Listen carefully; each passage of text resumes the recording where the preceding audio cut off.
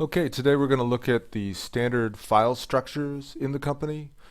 When we first started working in the bag, we came up with a standard file structure for our jobs folders. So in the J drive, we came up with a standard file structure that we wanted to use for each of the projects. So if you look at some of the jobs that we have in here, there's a standard file structure that we were using. So when we first set this up, Rick and James made a script that they could run to create these. And so the process was that when sales sold a job, they would call Rick or James and say, hey, I've got this new job. I want to push this over to the server.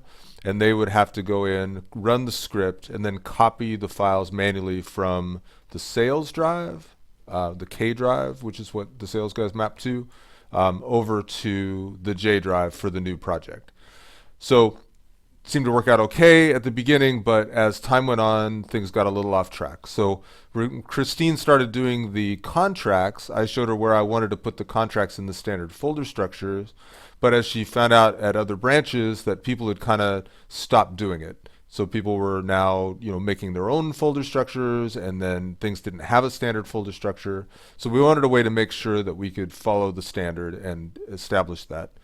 So what we did is we rewrapped a few things. So if you go to the K drive now, the old system, when you went to sales, there was a contract and a pre-contract folder. And those existed both in the J drive when it got copied over and in the K drive for the sales group. But now if you look at the jobs in the K drive, you'll see there's only a pre-contract folder. So that way nothing can get confused about whether things are in pre-contract or contract. Before you bid the job, there's only a pre-contract folder in the sales drive. So now when you go to the portal and you book the project, the portal will ask you, when you put the booking date in, will ask you to select the sales folder on the K drive. So if I'm booking this job, I come in, I choose the drop down, I pick the job number, and I select the booking date. And automatically it will prompt me to grab and show you where my K drive is, which folder on the K drive is this particular job. And when we do that and book the job, it will automatically create the file structure on the J drive to the standard. It will automatically move the files from the K drive to the J drive into the sales folder, and you will get this contract file automatically created. So that way we have a standard folder structure. Nobody has to do anything additional. They don't have to call Rick or James and ask them about it. And it automatically gets created to the standard on the drive on the J drive for each branch.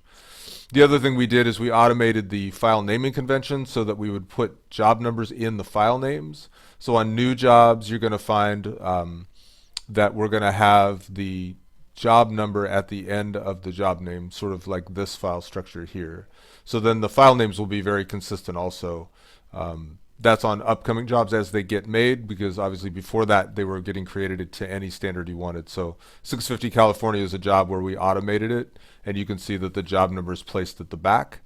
So any of the new projects will have that file naming structure also. So for instance, Matilda, these buildings were built with the new file structure, and you'll see that the file number or the job number is at the end of the file name. That way we can associate those. So created a standard, enabled us to follow the standard, automated the process so that nobody has to remember the standard. Rick and James don't have to get involved. Folders get created automatically, and then the sales group moves their files from the pre-contract folder to the contract folder, and this folder now becomes our job binder for the project. So we're eliminating the actual field binder or the actual physical binders that were being made, and these are now going to be stored in the sales folder automatically. So we can get into more detail on that later. There's a whole bunch of changes here all at once, but the main thing I wanted to just describe is that the problem we were having was people had to, people didn't have a standard file structure. Nobody knew where to put things. Nobody knew where to find things, and now we can automatically find them because we've automated the system. And that's my improvement for the week. Thank you very much.